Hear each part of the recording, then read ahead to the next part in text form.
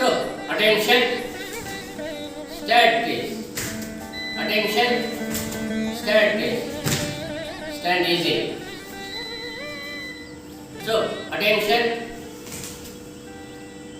attention, attention. அகர முதல எழுத்தெல்லாம் ஆதி பகவன் முதற்றே உலகு எல்லாம் வல்ல எம்பெருமான் கூட்டி வைத்ததின் பேரிலே இன்றைய தினம் எல்லாருமே ஸ்டாண்ட் ஈஸியில் நிற்கணும். Stand easy. இன்றைய தினம் நம்முடைய பள்ளியிலே நாட்டு நல பணித்திட்டம் சிறப்பாக நடந்து கொண்டிருக்கிறது. இந்த நாட்டு நல பணி திட்டத்திற்கு அதனுடைய அலுவலர் திரு பாலன் ஐயா அவர்கள் வருகை தர சொன்னார்கள். உங்களை எல்லாம் பார்க்கின்ற ஒரு நல்லதொரு வாய்ப்பு கிடைத்தது. அதற்கு உங்களுக்கும்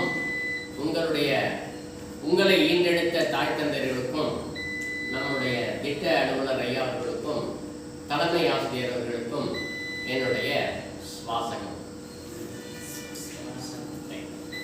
இப்ப இன்றைய தினம் யோகா அப்படின்னு ஐயா வந்து சொல்லி கொடுக்கணும்னு புரியுதா? முதல்ல யோகா அப்படின்னா என்னன்னு நாம தெரிஞ்சுக்கணும். எதுக்கு யோகான்னு சொல்றாங்க அப்படின்னு. யோகான்னா ஒன்றும் இல்லை, சிம்பிளிஃபைட். யோகான்னா மனதை ஒருநிலைப்படுத்துறது தான் யோகா. மனசை ஒருநிலைப்படுத்தணும்னா என்ன பண்ணணும்? நம்ம உயிர் வாழணும்னா என்ன தேவை? காற்று தேவை இல்லையா? அந்த காற்றை நாம் என்ன செய்கிறோம்?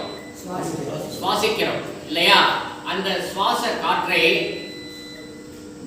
மனம் அகம் அதை கவனிக்கணும். சுவாசத்தை அகம் கவனிக்கணும். அந்த கவனித்தல் தான் மன ஒருமைப்பாடு தான் யோகா. புரியுதா? யோகான்னா மன ஒருமைப்பாடு, சுவாசத்தையும் அகத்தையும் சேர்த்து கவனித்தல் யோகா. புரியுதா? அதனால நாம் என்ன சொல்ல வேண்டும் என்றால், யோகாவுக்கு அடிப்படை சுவாசம் அகம், சுவாசம் சுவாசம் அகம் சுவாசகம். இப்படி கையை பிடிச்சிக்கிட்டு இங்க கவனி. சுவாசகம். யோகா என்ன? சுவாசத்தையும் அகத்தையும் ஒருமைப்படுத்துதல் யோகா. புரியுதா? இப்ப இந்த யோகாவுக்கு அடிப்படை 3 பயிற்சிகள் இருக்கிறது. எத்தனை பயிற்சி? 3 பயிற்சி. இப்ப இந்த சுவாசத்தையும் அகத்தையும் நாம செய்யறதுக்கு இந்த உடல் தேவையில்லையே. நமக்கு உடல் இல்லாத ஒரு பிரயோஜனம் இல்லை. அதனால உடற்பயிற்சி. யாராண்டி வந்துக்க? முதல்ல உடற்பயிற்சி. இரண்டாவது உயிர் பயிற்சி. நமக்குள்ள உயிரோட்டம் இருக்கிறது இல்லையா, பிராணசக்தி இருக்கு இல்லையா, அது உயிர் பயிற்சி. மூணாவது உள்ள பயிற்சி. புரியுதா? காலையிலேயே இந்த யோகாவினுடைய அடிப்படையான 3 பயிற்சிகள் சொன்னேன். ஒரு பயிற்சி என்ன? உடற்பயிற்சி. என்ன? இரண்டாவது உயிர் பயிற்சி, மூணாவது உள்ள பயிற்சி. இந்த 3 பயிற்சிகளும் செய்யணும் காலையில். இது ஒன்றும் பெரிய விஷயமே இல்லை. காலையில் எழுந்த உடனே இந்த பயிற்சி செஞ்சா போதிக்கும் சுறுசுறுப்பா இருப்பீங்க. நல்ல மெமரி கிடைக்கும், நினைவாற்றல் கிடைக்கும். நீ படிச்சத அப்படியே நினைவில் பதிஞ்சிடும். தேர்வுல அதிக மதிப்பெண்கள் பெற்று விடலாம். இதுதான் யோகாவுக்கு ரொம்ப சிறந்தது. நல்ல மதிப்பெண்கள் பெறுவதற்கு அடிப்படை யோகா. காலைல ஒரு 10 நிமிஷம் செய்ய போதும், அதுக்கு மேல தேவையில்லை. சரி, இப்ப கட் பண்ணிடுங்க. 5 மணிக்கு எழுந்திருக்கணும். காலை எழுந்தவுடன் படிப்பு, பின்பு கணிந்து கொடுக்கும் நல்ல பாட்டு, மாலை பொழுது விளையாட்டு அப்படின்னு பாரதியார் சொன்னார். ஆனா காலை எழுந்தவுடனே படிப்பதற்கு முன்பாக காலை கடன்கள் அப்படின்னு ஒன்று இருக்கு இல்லையா, அதை கண்டிப்பா செய்யணும். அப்பதான் சுறுசுறுப்பு இருக்கும். காலை எல்லாருமே 5 மணிக்கு மணிக்கு எழுற? வெரி குட், நன்றி நன்றி. டவுன் பேசக்கூடாது. எனவே காலையில 5 மணிக்கு எழுந்த உடனே என்ன பண்ணணும்? டாய்லெட் போயிட்டு வரணும். புரியுதா? கழிவுகள் எல்லாம் வெளியேற்றுவதற்கு டாய்லெட் போயிட்டு வந்தோம். அப்புறமா என்ன பண்ணணும்? வாய் கொப்பளிக்கணும். கொஞ்சம் தண்ணி, லேசா சுடு தண்ணி இருந்தாலும் நல்லது. ராத்திரி எல்லாம் வாயிலெல்லாம் பல்லுலாம் அது நைட் சாப்பிட்டு இருக்கும்.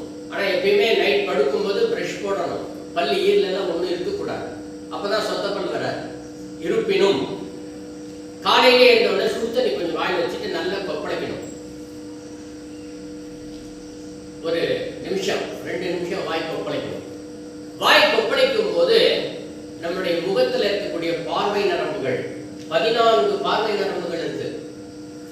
அந்த பார்வை நரம்புகளால் தான் நம்ம நகைச்சுவையை ஏற்படுத்துகிறோம். கோபம், சிரிப்பு, இன்பம், புரியுதா? இதெல்லாம் உண்டாவதற்கு காரணம் முகத்திலே இருக்கிற பார்வை நரம்புகள் தான். அந்த 14 பார்வை நரம்புகளும் விழிப்படையும். அது எதனால? வாய் கொப்பளிக்கிறதுனால. கொப்பளிச்சு தண்ணியை உமிஞ்சிடணும். இன்னொரு முறை வாய் கொப்பளிச்சு உமிஞ்சிடணும். அப்புறமா என்ன பண்ணணும்?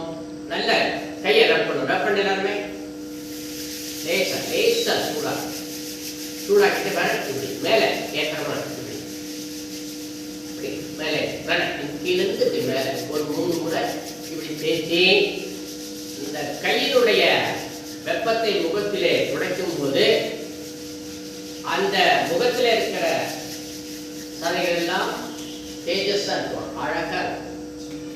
புரியுதா? அடுத்தது பல்லு பேஸ்ட் அதெல்லாம் இருக்கும். ஆளும் வேணும் பல்லுக்குரிய ஆலங்குச்சியிலே வேலங்குச்சியிலே பல்ல விளக்கணும். வீட்டில் ஸ்டாக் வச்சு ஒரு வாரத்துக்கு தேவையான நீங்களே கிராமப்புறத்து மாணவர்கள், புரியுதா? வேப்பங்குச்சி கூட இருக்கும். அதை கட் பண்ணி வச்சுக்கணும். வச்சுக்கிட்டு கடிச்சிட்டு பல்ல தேய்ச்சிடணும் காலையில. அப்புறமா என்ன பண்ணணும்? வாய் திரும்பி கொப்பளிச்சுட்டு இந்த நடுவரல் இருக்கு பார், இந்த நடுவரலுக்கும் பல் ஈர்களுக்கும் தொடர்பு இருக்கிறது. அக்குபஞ்சர் டைப் தான். அதை நல்லா இப்படி தேய்க்கணும். ஈரை கீழையும் மேலையும் இப்படி வெறும் விரலாலேயே தேய்க்கணும். அப்ப இந்த விரலுடைய எலும்பு அழுத்தும் போது ஈர்களுக்கு பலம் வருது.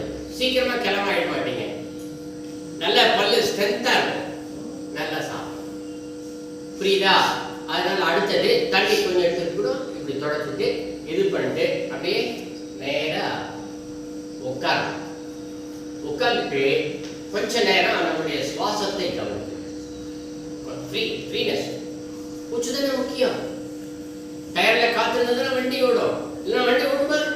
ஓடாது. அதனால சுவாசத்தை கண்ணை மூடிக்கிட்டு கவனிக்க. சுவாசத்தை அகத்தால் கவனிச்சுட்டு நேரம் கண்டினியூ இருக்கீங்க பாரு, அது மாதிரி நேரம் நிற்கணும். கட் பண்ணி உடற்பயிற்சி.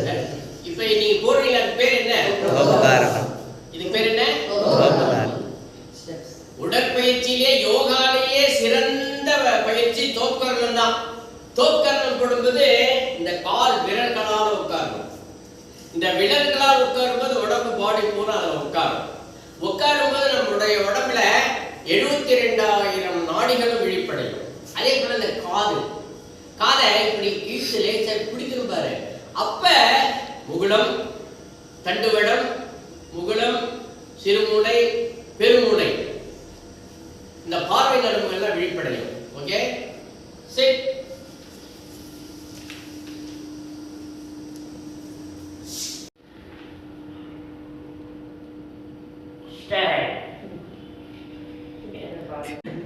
அப்புறமா ரைட் நீ காலை அப்படியே வளைஞ்சிட்டு புஜாங்காசனம். அப்புறம் அப்படியே பின்னாடி வா.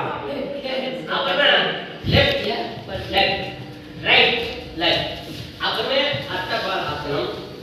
அப்புறமா அப்படியே பின்னாடி நல்ல முதுகுடை அப்படியே எளிமையான அப்படியே மேல கை பின்னாடி அப்படியே பட்டைகளை தொடணும். அர்த்தபாதாசனம். அப்படியே முன்னாடி வரணும். லெஃப்ட் லெக் பின்னாடி, ரைட் லெக் பின்னாடி, அப்படியே வளைஞ்சி புஜாங்காசனம். அப்படியே பின்னாடி, அப்புறம் ரைட் முன்னாடி,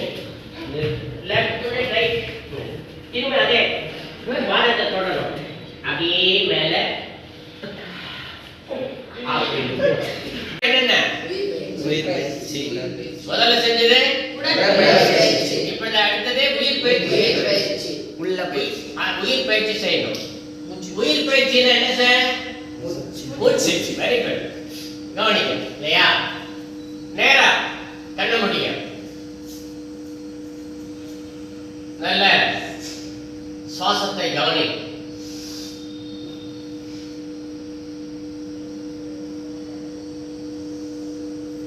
சுவாசத்தை கவனிக்கும் போது நமக்கு மூக்குல 2 ஹோல்ஸ் இருக்கு இல்லையா? இருக்கா இல்லையா? 2 துவாரங்கள் இருக்கா இல்லையா? எந்த துவாரத்துல காத்து வருதுன்னு கவனி.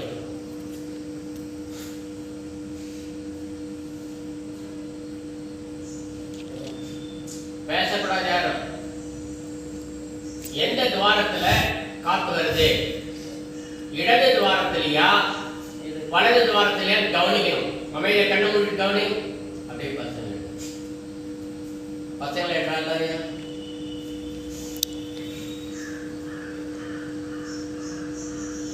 கவனிச்சியா? கண்களை திற. கண்களை திற. கண்களை திறந்தியா? உனக்கு எந்த பக்கம் காத்து வந்தது?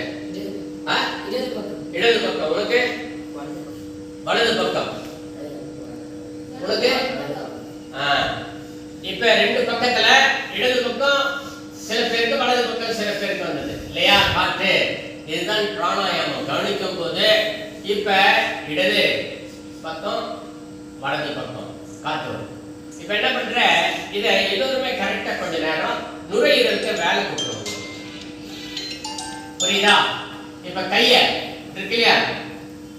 சுண்டு விரலையும் மோதிர விரலையும் வச்சுக்கோ. இந்த பக்கம் வச்சுக்க.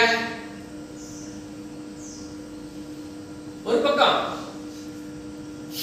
இதை வைக்க. கை இப்படி வை. ஒரு பக்கம் இப்படி வச்சுக்க. அடுத்த மூக்க திறந்துருக்கு இல்லையா? லேசா கண்ணை மூடிட்டு மூச்சு.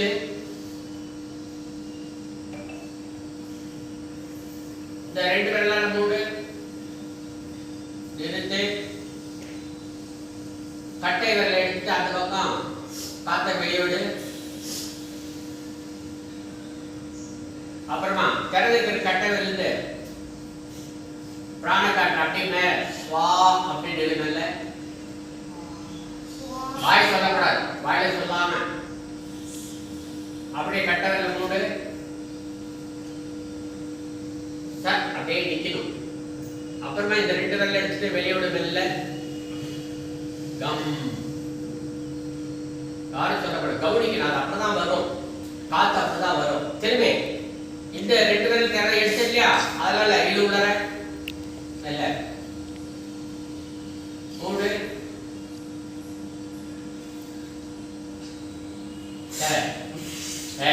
மெல்ல செய்யணும். ஒன்னும் அவசரப்பட்டு செய்யணும். சும்மா கவனிக்கணும்.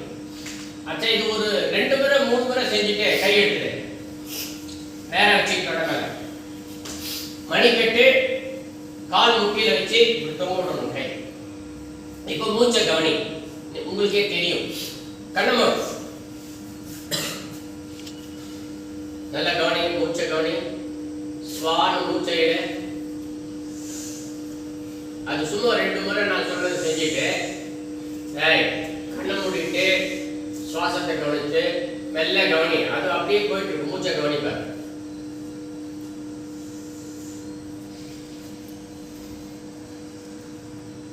ஸ்வா அப்படின்னு வாய் திறக்காம மூக்குக்குள்ளர காத்து இழுக்கணும். இழுக்கும் போது வயிறு முன்னாடி வரணும்.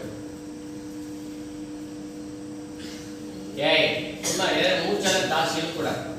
கவனிக்க லேசா. அப்படியே சா அப்படின்னு அப்படியே வயிற்றுல காத்து இழுத்து லேசா.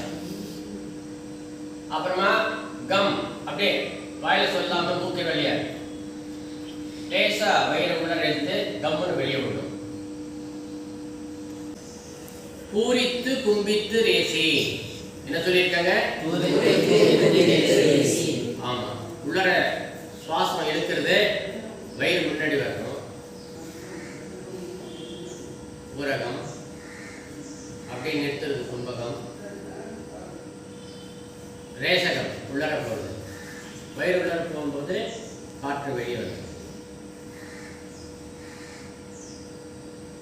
நீ எதையுமே செய்யலைன்னா கூட சரி, உனக்கு உயிர் பயிற்சிக்கு மூச்சை கொஞ்ச நேரம் கவனிச்சுக்கோங்க. அதுவே நடத்திட்டு இருக்கும். நீ எதுவும் நடத்த வேண்டிய அவசியம் இல்லை. இயற்கையிலே நமக்கு நடந்துட்டு தான் இருக்குது. நாம் சுவாசிக்கலன்னா உயிர் வாழ முடியாது.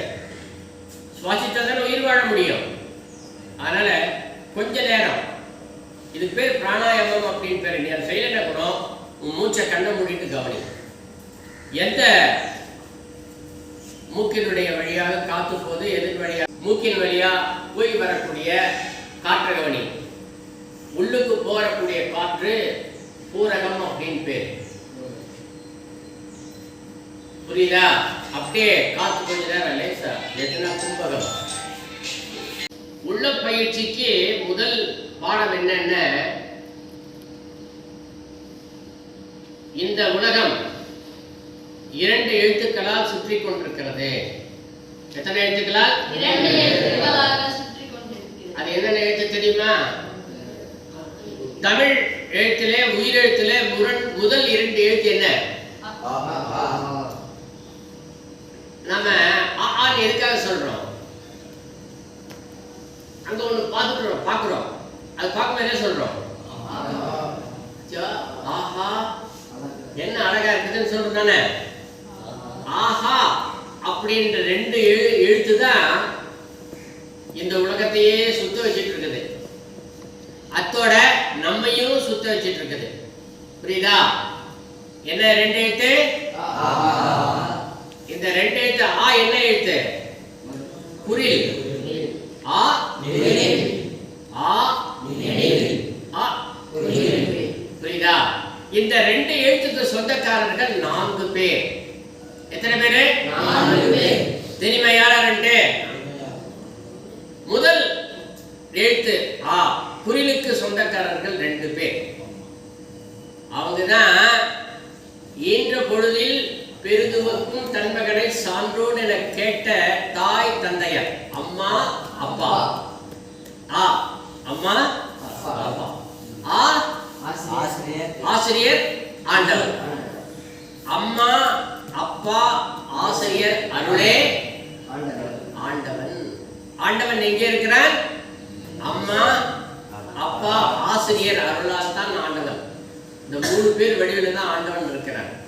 எனவே இப்ப நாம் என்ன பயிற்சி செய்யணும்? உள்ள பயிற்சி. உள்ள தூய்மையாக இருக்க வேண்டும். இந்த உள்ளத்தை தூய்மைப்படுத்துறதே இவங்க 3 பேர் தான் நம்முடைய உள்ளத்தை தூய்மைப்படுத்துவது. இப்ப அவங்க கொஞ்ச நேரம் நினைக்கலாமா? நேரம் நிமித்துக்க. செவிக்குணம் இல்லாத போது சிறிது வயிற்றுக்கும் வியப்படும் என்று சொன்னார். உடம்ப தளர்த்தி உட்காரு. யாரும் ஜன்னல் இழுத்து பிடிக்கூடாது. நிமிந்து லேசா உடம்பு லேசா விட்டுடு. நிமிந்து உட்காரணும். எல்லாரும் கண்ணு மூடி இருக்கணும். இப்ப நாம் செய்யக்கூடிய பயிற்சி என்ன? இது இதுக்கு பேரு தியானம். இந்த தியானத்துல யார் யாரை இப்ப பார்க்கணும்னு சொன்னேன்? யார? ஆஹா உலகம். இதுதான் இந்த உலகத்துக்கு வந்ததுக்கு அடிப்படை இந்த ஆஹா. இந்த 2 எழுத்து. அதுல முதல்ல ஆ அம்மா. உங்களுடைய அம்மாவுடைய திருவுருவத்தை அப்படியே கவனி பார்க்கலாம். கண் முன்னாடி கொண்டு வா.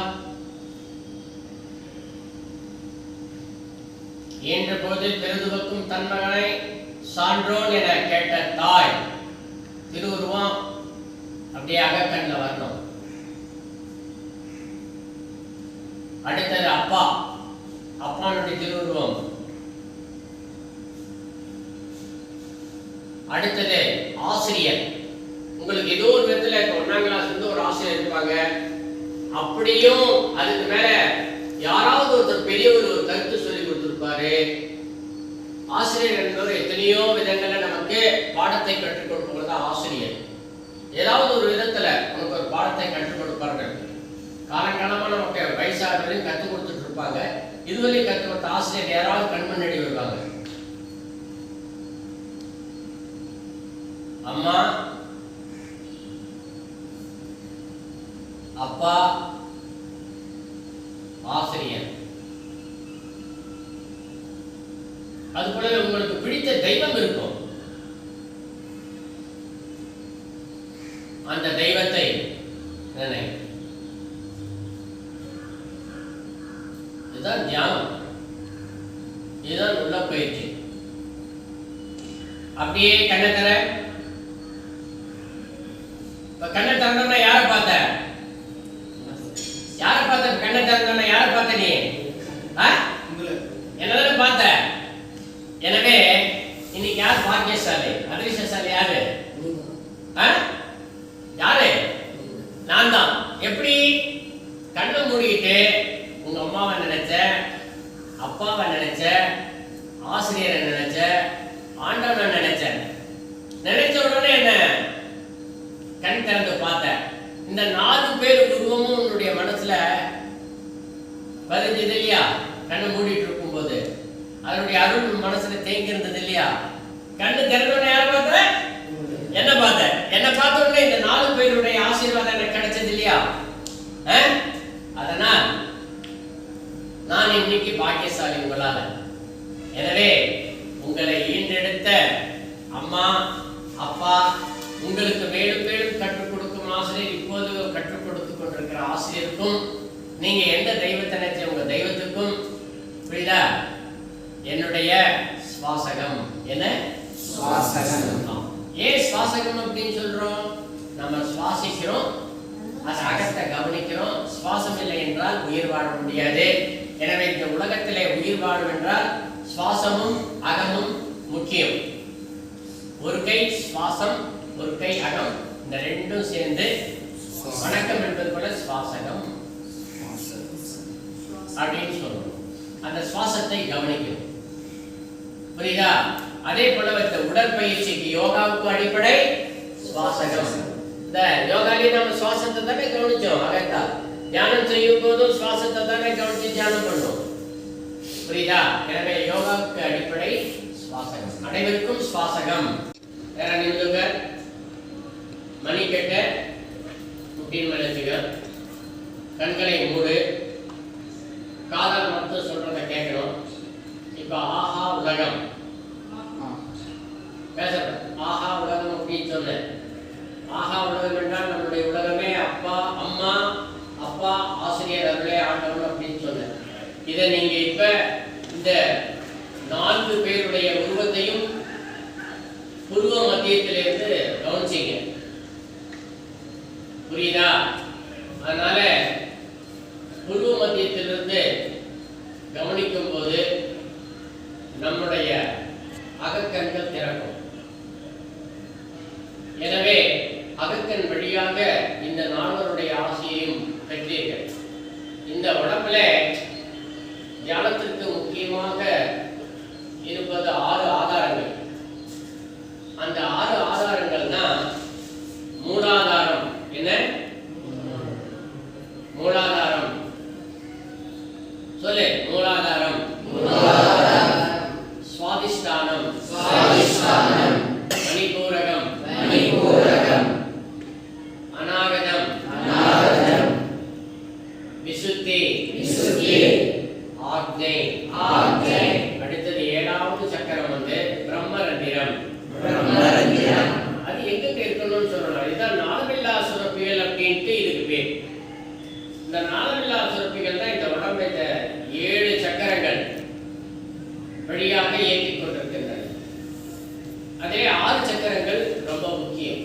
அந்த 6 சக்கரங்கள் தான் வேற கண்ண மூடி உட்கார்ந்து கவனி அப்படி அதாவது கவனிக்கும். இந்த மூலாதாரம் என்பது எங்கன்னா நம்ம சாப்பிட்டு வெளியேற்றோம் இல்லையா? அந்த துவாரம், மலத்வாரம் தான் மூலாதாரம். அதுக்கு பேர் என்ன சொல்லுவாங்க? கருவிடு வாயிற்கும் எருவிடு வாயிற்கும் இடையில் இருப்பது மூலாதாரம். அந்த மலத்வாரத்தை கவனிப்பாங்க. கொஞ்ச நேரம் கவனம் இருக்கட்டும். இந்த ஆடு மாடுலாம் குளிக்க போடும் போது லேசா அழிஞ்சு விடும் தெரியுமா? அது மாதிரி லேசா குடி அந்த துவாரத்தை லேசா குடி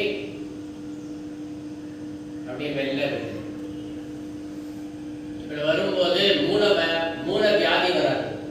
இல்லைன்னா மூல வியாதி நிறைய பேர் ஹீட்டு குறையும். அடுத்தது சுவாதிஷ்டானம், அடிவயிறு. அண்ணாக்கம் கட்டணும் அடிவயிறு. கொஞ்ச நேரம் அடிவயிறை கவனி. சாப்பிட்டதெல்லாம் நல்லா ஜீரணமாகி மலக்குடலுக்கு போகணும். இல்லைன்னா வயிற்று வெளியாட்டு இது கடாப்புடான்னு கொஞ்ச நேரம் அடி வைத்து கவனிக்கணும். அடுத்தது தொப்புள், அதுதான் மணிபூரகம். நம்ம சுவாசிக்கிற காற்று அங்கிருந்து உள்ள போய் திரும்ப அங்கிருந்து வெளியே வரும். அதுதான் தொப்புள். நம்முடைய தாய் கொடுத்த மணிக்கொடி, தாயின் மணிக்கொடி தான் தொப்புள். தாய் கொடுத்த மணிக்கொடி, தாயின் மணிக்கொடி பாகீர் அப்படின்ற அதான் தாயின் மணிக்கொடி தான் மணி பூரகம், தாய் கொடுத்த தொப்புள். அடுத்தது அநாகரம், நெஞ்சுக்குழி. இதய துடியில் பார்த்தியா லப்பு டப்பு லப்பு டப்புன்னு அந்த நெஞ்சுக்குழி. ஒரு சாப்பிட்றோம்னா அங்கே நின்று ஜீரணம் ஆகணும். கல்லீரல் மண்ணீரல் எல்லாம் அதை கவனி. அடுத்தது தொண்டைக்குழி, விசுத்தி. தொண்டையில சளி கிளி குடிக்காம இருக்கணும். அதனால மூச்சை உள்ளர எடுக்கும் போது தொண்டையில நிறுத்தி அப்புறம் விடணும். நல்லா சளி விடாது. விடாது தொண்டையை கவனி. தொண்டைக்குழி சளி கோலை கபெல்லாம் விட்டுடாங்க. கவனிச்சு போய் தான் தியானம் பண்ண. அடுத்தது புருவமத்தி, பொட்டு வைக்கிற இடம். அதுதான் 72,000 நாடிகள் சேரக்கூடிய இடம்.